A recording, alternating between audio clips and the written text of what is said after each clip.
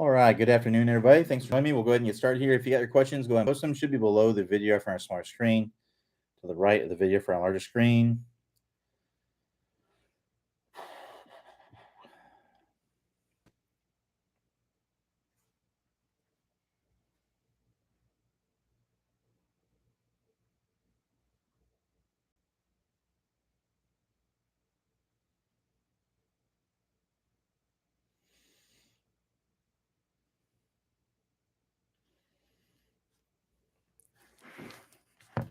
All right.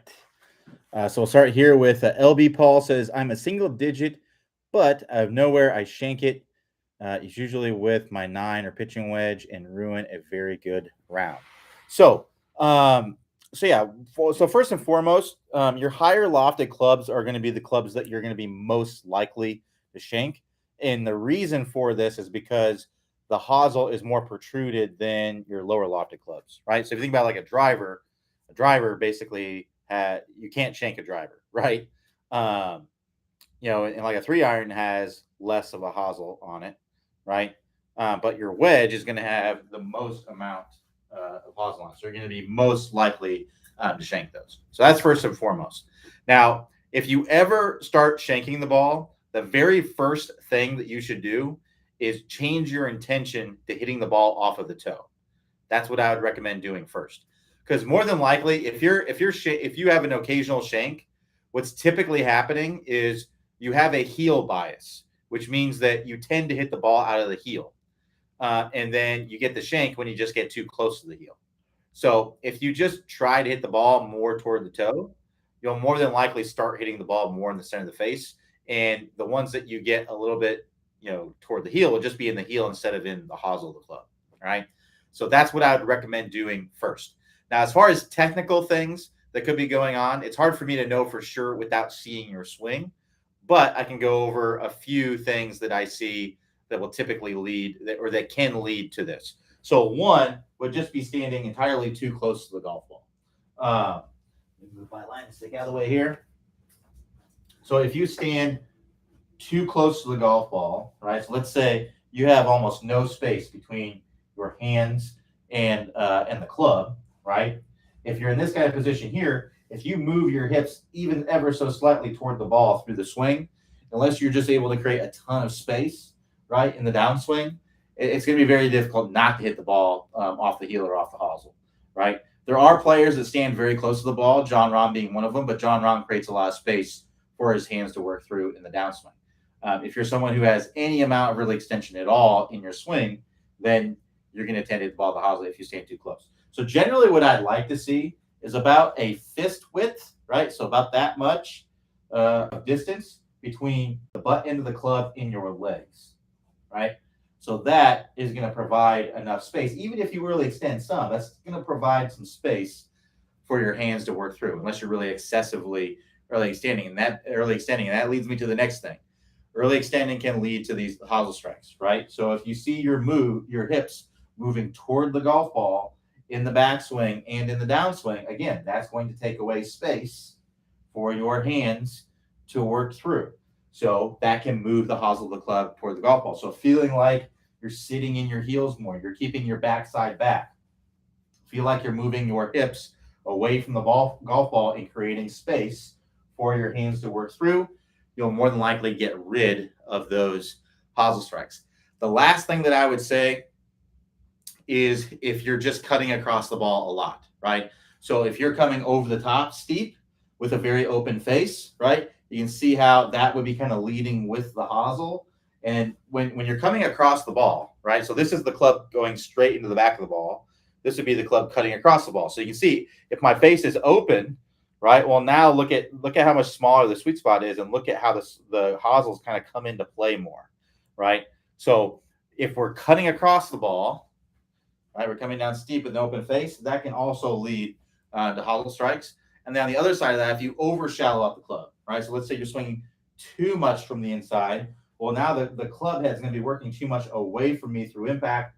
That can also bring the hosel into play. So what I would do is I'd look at yourself on video, look at yourself from down the line here, set it up down the toe line here, and draw a line on your backside here and see, okay, or are my hips moving toward the golf ball? Right. So remember, the first thing I would do is I would look at, okay, am I standing too close? So I have about a fist width of space. The next thing I would look at, are my hips moving toward, right? If your hips are moving toward, then I try to feel like your hips are moving away, right? And then if you're coming down steep with an open face, so if you see this club kind of coming down outside your hands and you see this club face kind of pointing up to the sky slightly and not kind of pointing down to the ground a little bit, that's going to be an open face. You're going to tend to come into the contact with an open face, leading with the hosel, or if you got the club too far behind your hands. What we'd like to see, if we have the camera angle correct, meaning we got it situated down the toe line here, right? Not down the ball line, down the toe line. It's a very common mistake that a lot of people make when they video their swing, is that they set up the camera directly behind the ball. That's going to give you the wrong camera angle. It needs to be set up down the toe line. So put an alignment stick, club on the ground, where you're going to put your toes, set up the camera in line with that, and then move the ball to where you can keep your toes in that direction. What we would want to see is when the club's last parallel to the ground, we'd like to see that club a little bit inside the hands, right? So if it's like that, that may be too much from the inside. Not very common, but that could lead to the club working out away from you too much.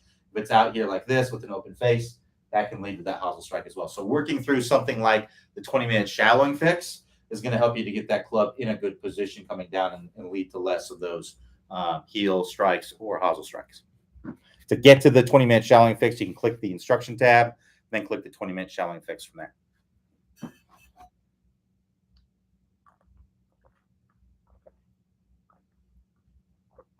All right, let's keep going here.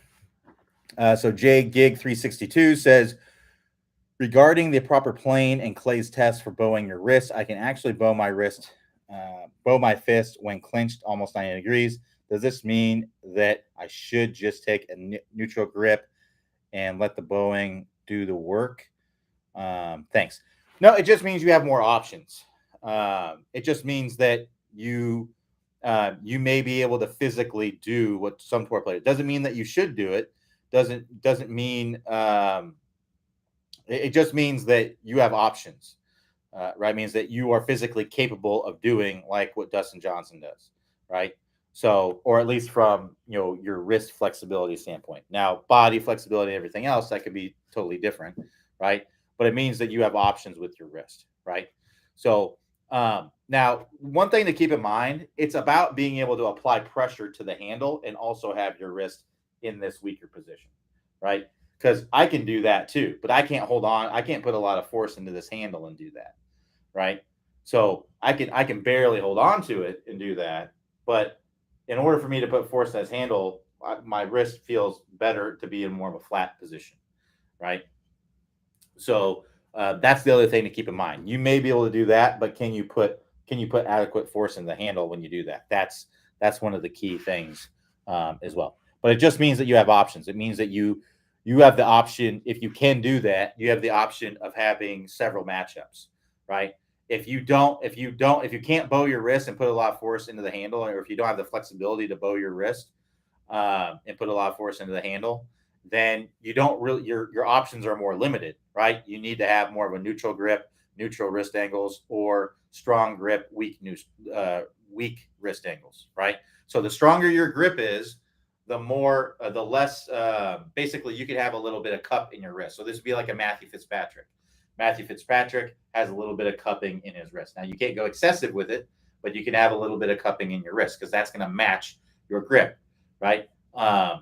If you have a neutral grip, right, then you're going to want to have more flat wrist angles. This would be like a Tiger Woods. If you have a very weak grip, you're going to need to have strong wrist angles. This would be like a Victor Hovland, someone like that, right? So if you have the ability to do what you're talking about, then that means that you have options. You could do all those. Doesn't mean that you necessarily should do what Victor Hovland does, but you have the option of doing that. It's about figuring out what works best for you. Oops. So JGig362 goes on to say the TSG team provide many useful tips regarding the golf swing. However, we don't want to have many different swing thoughts when hitting our shot. Can you recommend one or two swing thoughts to focus on during a round? So that's really relative to the golfer. There isn't one or two swing thoughts that every golfer is going to do well with.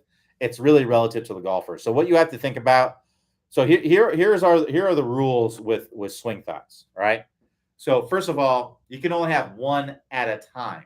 Doesn't mean you can't have two. You can have one backswing thought and one downswing thought, right? But you can only have one at a time, right? So you can have something that you think about in your setup, or checkpoints that you go through where you think certain things, right? But you only have one at a time, right? So I can have multiple setup. I'm doing them one at a time. I can have a backswing thought, right? I can have a downswing thought. You may want to be careful with that if you have trouble doing that, right? So a lot of it's about your capacity to be able to do the swing thoughts as well, right? So that's part of it, right? And then what you have to think about, this is the easiest thing to think about with swing thoughts. It has to improve your ball flight or contact, or it's not worth thinking about.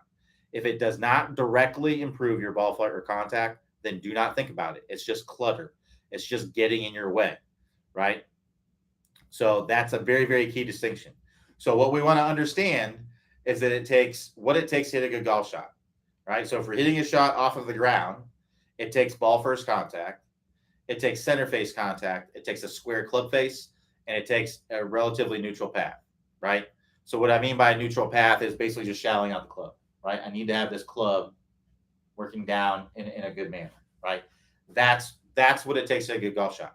So any swing thought that you have has to be to basically improve those things. Now, you can, if those things are good, what you can do, you can have a speed one that maybe gets you a little bit more speed.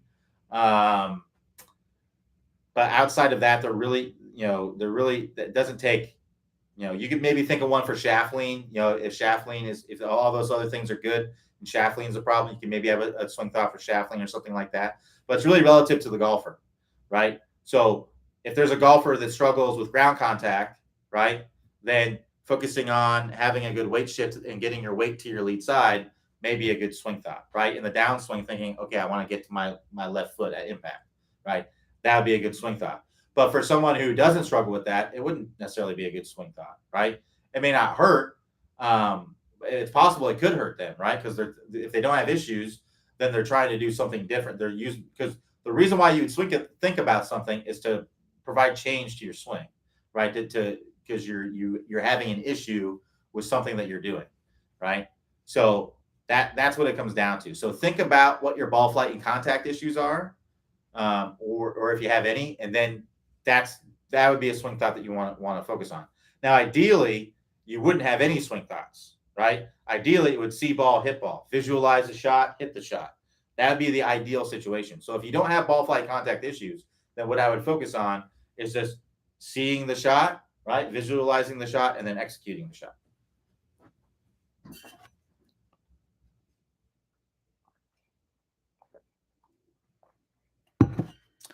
So Reg N says, why not start from the impact position instead of the set position? This would allow you to feel where you are trying to get to just before making your swing. You certainly could do that, but you need to morph that into a position that allows you to make a proper takeaway. So if you were to start from this position here, right? So let's say that this is the ideal impact position, right? Well, you can start here, but then you need to move into a position where you can bring the club back properly. Because from here, because my hips are open, because my weight is on my lead side, right? My heel's coming off the ground, my hands are ahead, right? If I start my backswing from here, I'm more than likely going to push my club way too far out this way, and it's going to be hard for me to make a turn because my body is turned toward the target, right? So, Matt Wolff would be a good example of this, right? Matt Wolff, he actually, in his swing, he actually kind of goes like this. He kind of gets into his impact position. Then he goes back to his normal address position and starts the swing from there. So it's totally fine to do that. That's what Matt Wolff does, and works really well for him. So you can do that, but I wouldn't start the swing from point blank from there, because it's going to be hard to make a proper backswing from there. And the idea here is you want to make a backswing that allows you to make a proper downswing into the ball, right? So it's going to be hard to make a good backswing that's going to allow you to get back into that same position, right? because what's going to end up most likely happening, because if you get into a position where your body is opened up and you start from there, most likely you're going to end up coming over the top, right? Because you have your body kind of opened up. So when you bring that club back, you're going to more than likely come down. Now, if you can start from this position and then make a proper backswing and get back to that same position, I have no issue with you doing that. I just don't see. I've never really seen a golfer able to do that. The closest thing that I've seen would be like a Matt Wolff, where he starts from his impact. He actually is in his setup. He goes to an impact position, then he goes back to the normal setup, and then he starts to swing. Right? That's what I've seen him be able to do. But that's the closest I've seen any high level player be able to do that. But if if you were a student of mine and I saw a video of you and you started in that impact position and you made a great backswing, downswing, and you were able to get the club working down into the ball the proper way, and it helps you to make that happen, I would have zero issue with it. I just don't see anybody able to do that, because typically when people start from that position, they're going to tend to come over the top because their body is opened up to begin with. So you don't really want to start with the body opened up, because it's going to make it harder to turn away from the ball and back into it.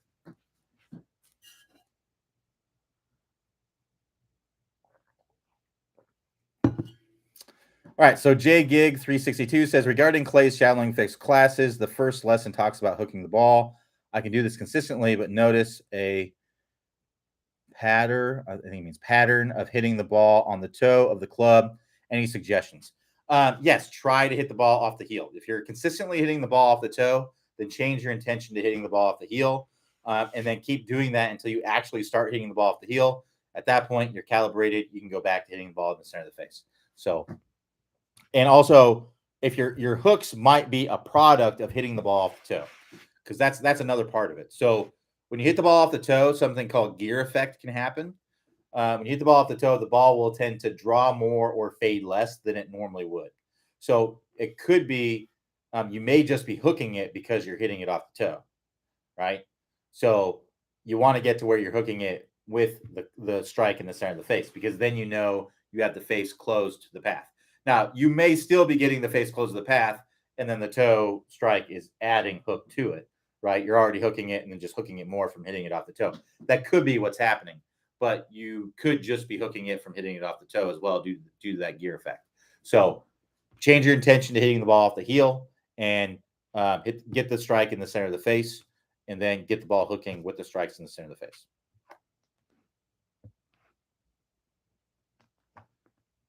No problem. Glad to help. All right, we got about 40 minutes left here. Keep answering questions.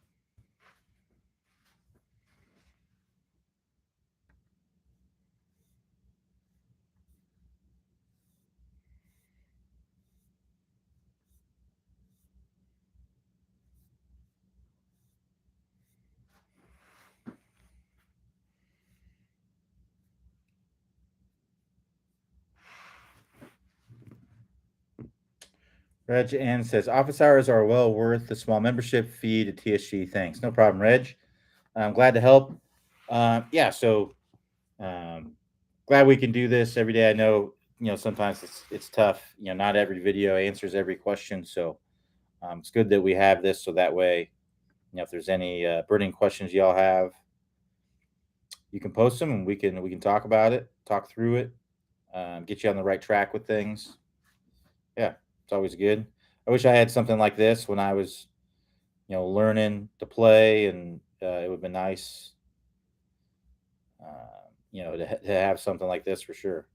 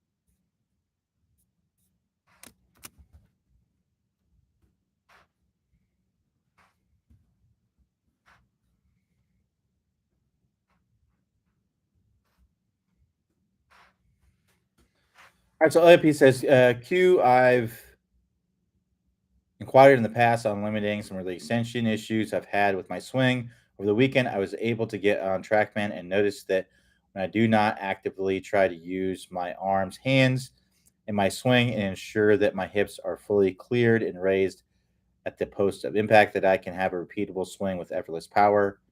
Am I on the right track? Yeah, I mean, the numbers aren't going to lie. So, what you're talking about are feels, right?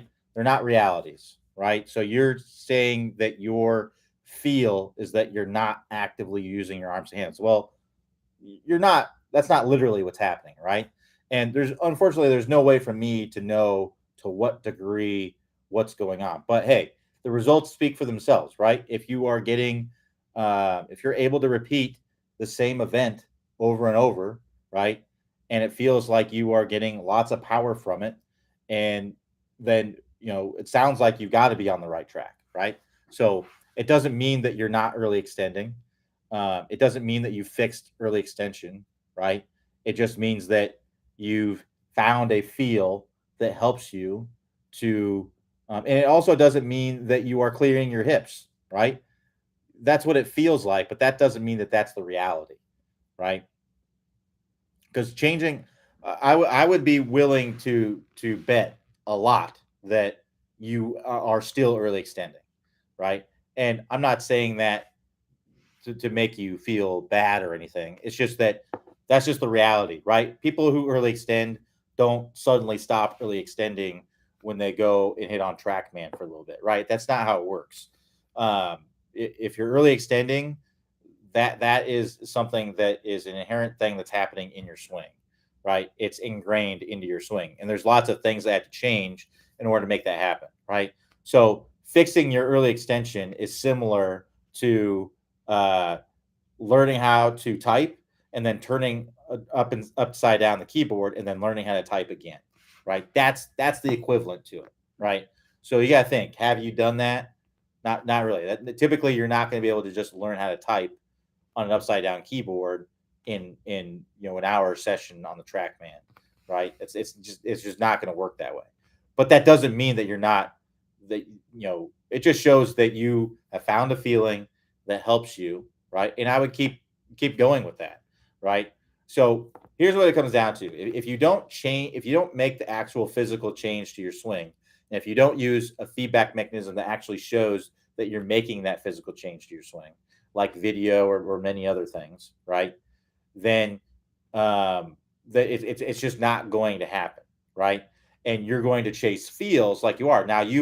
you've caught this feel where you are basically feeling like your arms aren't doing anything, right?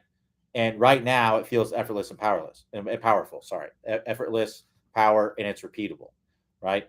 Well, you may go tomorrow, have the exact same feel, it may not have the same results, or you may have the same. You may be able to get the same results for a week or two, but you know after that, you're gonna feel like you have the same feel, but you're not going to get the same results. So that's typically how it goes, right? Is your because we're human and we're adaptable, right?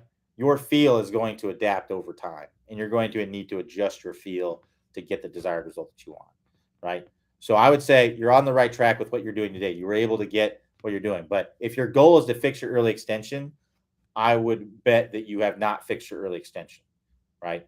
Because the feeling of not using your arms is not going to get rid of your early extension, right? You're still likely moving your hips the same way. It's just that you're probably using the momentum of the club better because you're maybe not forcing the club to be in positions and things like that. If I had to guess, I would need to see on video and all that stuff. But yeah, if you looked on video, that's the thing. If you have a specific thing that you're trying to change, you're not going to be able to change it on feels, right? Especially something like that. That's one of the most difficult things to change in the golf swing is early extension.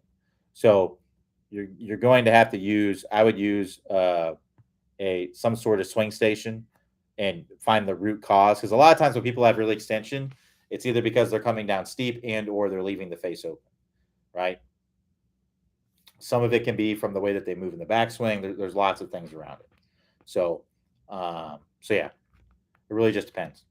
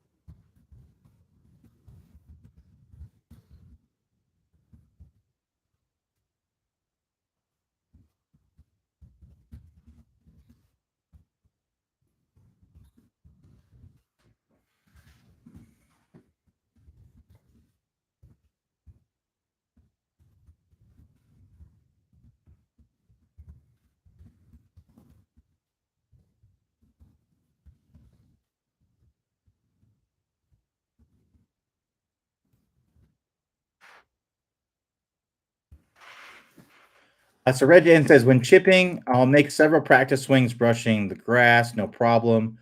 But too many times when I swing to hit the ball, I'll blade it or thin the shot. Any suggestions? Yeah, it's hard to say without seeing your swing, but I would just try to replicate what you're doing in your practice swing as well as you can to with the ball. Now, if that's not able to happen, then what's likely going on is that your practice swing, the face or something isn't the direction that you want it. So if the ball was there in your practice swing, it wouldn't get you the desired result. And then when the ball is there, whatever it is, it turns on in your brain to make that happen, right? So, for example, let's say that I'm making these practice strokes, right? And when I do it and I brush the grass, my club face is wide open, right? And then when I go to hit the ball, right? Well, if I make that exact same swing, my ball is going to go way to the right. So what I may do to get the face to square up is I may release it, right? And when I release it, I may throw the club into the ground. I may kind of go like this, right? And throw to try to get the club face back to square, right? So I would kind of look at yourself on video and kind of see what the difference is, right? Look at the difference between the stroke when you're not hitting a ball versus when you're hitting the ball, and then make the adjustment to your stroke when you're not hitting the ball to make that match, right? So that way you can get the desired result that you're looking for. Because odds are you're making some sort of compensation in your swing. When you add the ball to try to get the ball to go in the target in the direction of your target.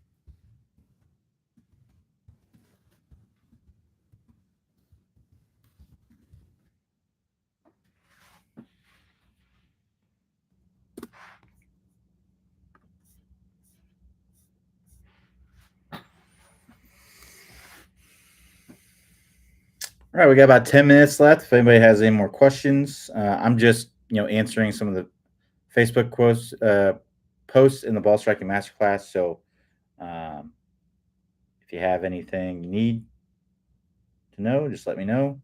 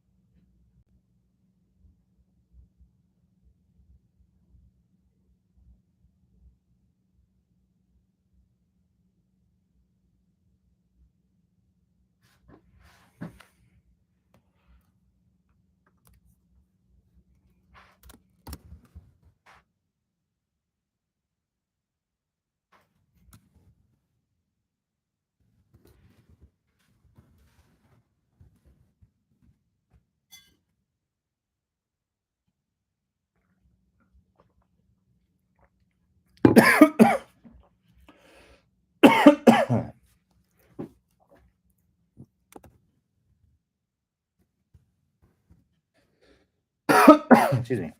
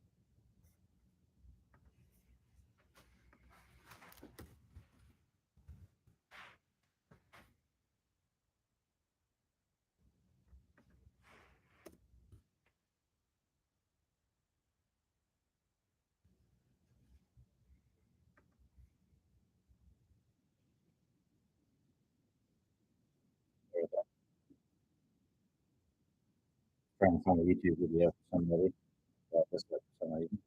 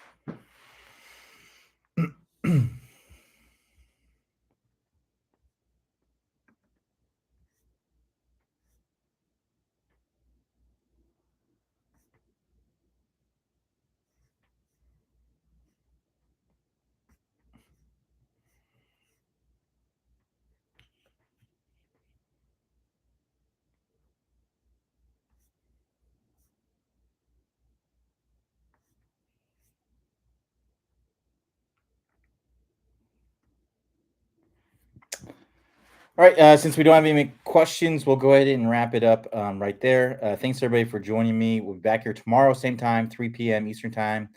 We're having it later because the clinic is going on. So thanks everybody. We'll be back here tomorrow. Everybody have a great rest of your day, and I'll talk to y'all next time.